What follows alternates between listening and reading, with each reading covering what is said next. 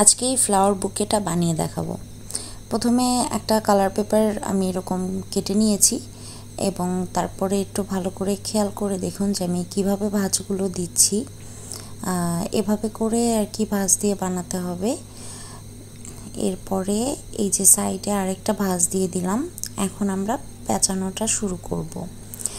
এখন একদম শুরু থেকে আর কি আমরা পেঁচানো শুরু করছি।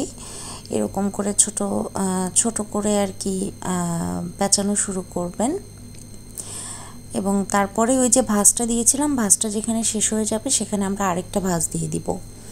এখন এই ভাঁজটা যেখানেই আপনি দিবেন না কেন খেয়াল রাখবেন যে এই এক একটা ভাঁজের জায়গাগুলোই কিন্তু পাপড়ির মতো দেখাবে। সো দেখা যাবে ভাঁজটা বারবার একই জায়গায় যে শেষ হয়ে যায়, তাই ভাঁজের উপরেও আপনারা চাইলে ভাঁজ দিয়ে নিতে পারেন যেন একই জায়গায় সব পাপড়িগুলো না পড়ে যায়, তাহলে আর ভালো লাগবে না দেখতে। তো এই জন্য আমি বারবার করে সাইডে সুইডে যে ভাঁজ দিয়ে নিচ্ছি। তো এরকম করে ভাঁজ দিয়ে দিয়ে আমরা এই পুরোটাই করে নিব এবং করে নেওয়া শেষ হয়ে গেলে মানে যতটুকু আপনি ফুলের সাইজ রাখবেন তারপরে ওখান থেকে কেটে ফেলে আঠা দিয়ে আমরা এটাকে লাগিয়ে নিব, তাহলেই হয়ে যাবে আমাদের একটা ফ্লাওয়ার। আমি এখানে দুটো কালার দিয়ে ফ্লাওয়ার বানিয়েছি, একটা হচ্ছে পার্পল আর একটা হচ্ছে গোলাপি। এই দেখতেই পাচ্ছেন আমরা সবগুলো ফ্লাওয়ার বানিয়ে নিয়েছি।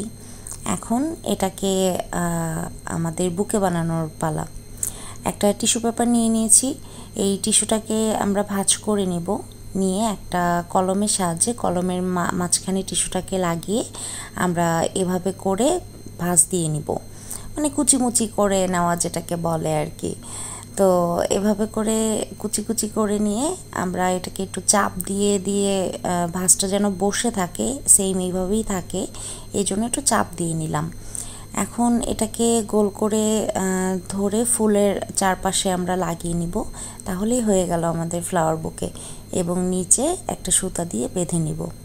এই দেখেন ফাইনাল লুক, আমাদের এটা রেডি।